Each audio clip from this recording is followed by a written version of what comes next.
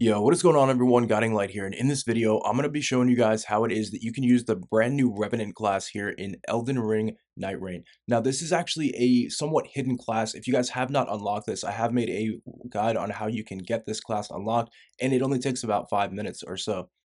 Now, once you do have this character unlocked, it is very, very important to learn how to properly use this character. And I do believe that this is going to be one of the easier characters in the game to run. I think most people, at least at the start, should actually be running this character to try and get through some of these missions on your first attempts.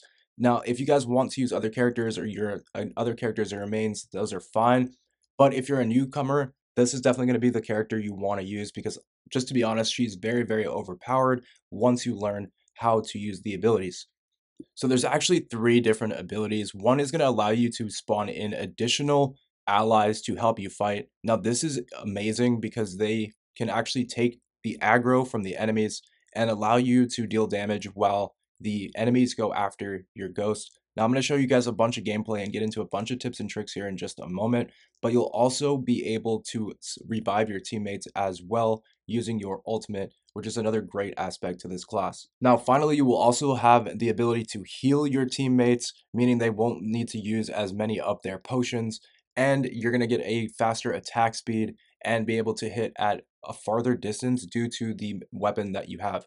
Now, another great thing about this class is that you can use melee, but then you can also go and pick up a staff along the way, meaning you can also switch to magic attacks while also dealing damage with these different aspects which you can spawn in.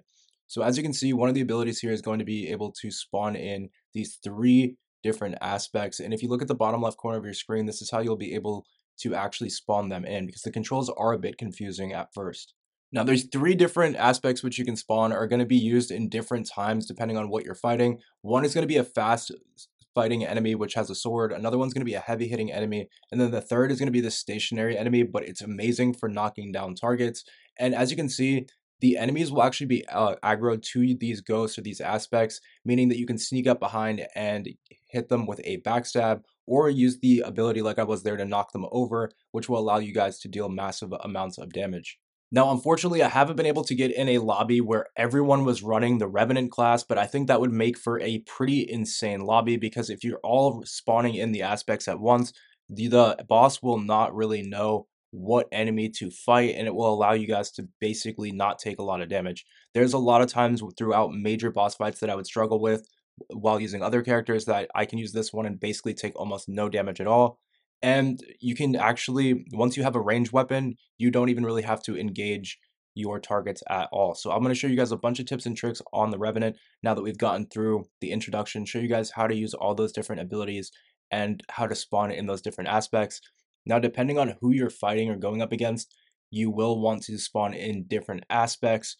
And the primary function of this class, honestly, is just to try and take aggro away from your teammates.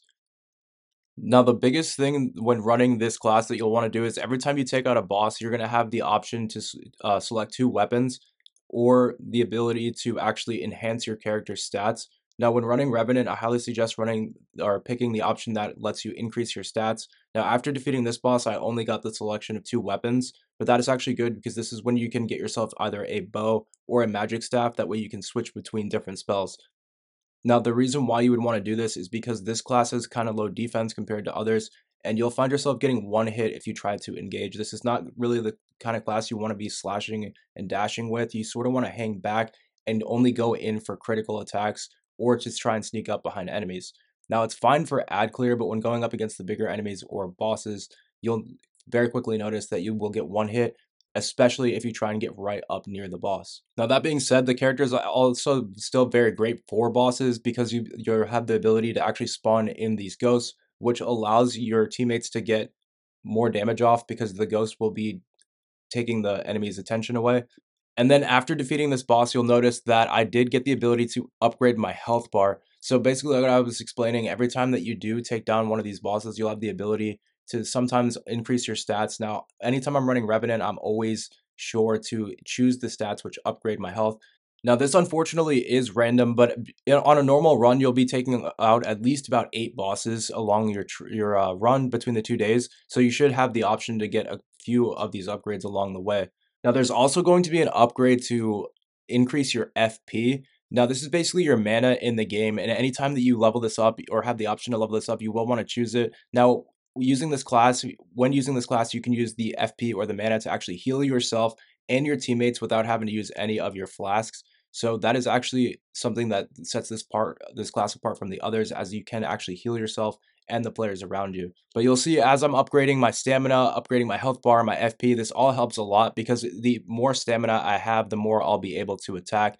Now, like I was saying, guys, this isn't really the class that's built for taking down bosses or being right up on top of the boss. When in a boss fight, you do sort of want to hang back and use your ghost to deal the damage. Now, another great thing about these ghosts, though, is that if they're sent out at the right time, they can actually be used to respawn your teammates as well. Now, as you can see there, I just popped my ultimate. That's another great thing about this class, especially if you play it properly and you hang back. Now, if your teammates do end up going down and you have your ultimate saved up, you can then pop your ultimate to actually revive teammates from a distance, no matter how much is on their bar. So it acts as an instant revive, and it actually is a great perk, especially when going up against the final day 3 boss. Now, I'm only on my second day of playing the game. There's already been 2 or 3 times where I've essentially clutched the game due to this self-revive. Not to say that the other players are bad or anything, it's just that the boss fights can go south very, very quickly. I'm sure you guys have experienced it yourselves, where you almost have the boss down, or everything in the boss fight seems to be going fine, and then all of a sudden, your 2 teammates will go down from 1 hit because the boss will pop an ultimate attack. Now, this is why this class is so great, because it comes in clutch so many times, especially when played properly. You can hang back and either pick up a bow or a magic staff along the way. And as you can see here, not only are my ghosts able to deal damage, but I'm still able to fire off these magical attacks as well along the way. Now, you will have to manage your mana a bit, because if you every magic attack you send out is going to take mana, and then if your mana bar is completely empty, you will no longer be able to heal your teammates. Now, it's very important also to know when to spawn which ghost. Now, there's going to be different occasions when the ghost will actually be better or help you guys out more. Now, this big ghost can knock enemies down and can move around. So anytime there's big hordes, it's good to pop Frederick, because he can swing this big hammer, knock multiple enemies over at once, which will stagger them and allow you to take them out. Now, there's also going to be Helen. She's going to be kind of like a slash and dash character, so she's also good for ad clear, because she can run around and actually switch from enemy to enemy.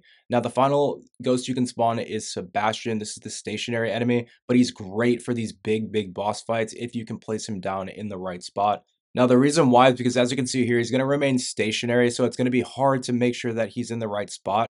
Now, one thing you can do is, once you popped the Sebastian character, because he's stationary, is you can actually stand behind him. Now, the Sebastian character is great because he has such a crazy heavy swing that it actually does massive amounts of damage to the boss. Now, also, if you pop this ability at the right time, that's how you're actually going to take the aggro away, or the attention away from the boss itself. So if the boss has not already got the attention of one of your teammates and you pop the ghost, the boss will take the attention to the ghost, meaning that you and your teammates will not have to worry about taking any damage or being distracted, because the ghost will be taking all of the attention. Now, you do have to watch their health bar there at the bottom left corner, because eventually they will be taken out if they take too much damage. Eventually, after about 30 seconds or so, their health bar will regenerate and you'll be able to respawn more of them. However, it is just something to note that they do have a health bar, so if you see them getting taken out, you will want to immediately spawn up another one. Now, after defeating this boss, I was granted the ability to actually have raining daggers fall from the sky every time I walk around. So you do want to be on the lookout for these crazy ultimate abilities. These are going to be passive and do not have to actually be used. So every time I walk now, every 10 to 20 seconds or so, you will see a rain cloud come around and actually begin to damage enemies. Now, it actually doesn't do all that much damage, but it's not the damage that's important. It's the fact that that rain actually does stagger the enemy. Every raindrop that hits them will actually act as an attack or a hit, and it will stagger the enemies like crazy, as you will see here in just a moment. But that is something that can be acquired on any class. It was just a random drop I got from the boss, and just figured I'd explain it in case you start to see me doing random damage output. But one thing I did want to note about this class is that it does have the ability to heal your teammates. Now, this will take mana, but as you can see here in the left side on my dual wield, we have my weapon on the right side, and then the second weapon on the left. Now, once you have this thing upgraded a bit, you're going to see that it has that orange perk on it, and that is actually a healing perk. And as you can see here, when holding L2, you'll go into this phase where you can actually pop this aura. It's going to heal you, and anybody that's standing around you will also heal up as well. Now, this will take stamina and mana, However, it's still one of the best perks on this class. Now, there's actually crystals and things that you can pick up to immediately restore your mana. And so, if you really, really wanted to, you could probably create a build where you actually have about infinite healing. On top of the fact that this does not require you to use your flask at all. So, there's times where I've gone into a boss fight and had a total of 7 flasks and then about 5 of these aura pops. So, there's like 13 to 14 heals that you can get off during a single boss fight, which is actually pretty insane, especially considering the fact that you could have 3 of these revenants on your team, which would make for probably around 20 to 25 heals in a single boss fight. So that's why I was saying it'd probably be one of the easiest ways to complete this game. So those are about all of my tips and tricks on how to run the Revenant class. I do hope this has helped you guys. I know maybe not all these tips are going to be new to you, but I do think that there's some advanced tips and beginner tips here in here as well. Now, if there's anything I missed or any special things that you guys want to note down in the comments, be sure to let us know how we could be even better at running Revenant if you know any other special tricks. But that's about it for me in this video. Hopefully it helps, and I will catch you in the next one. Peace.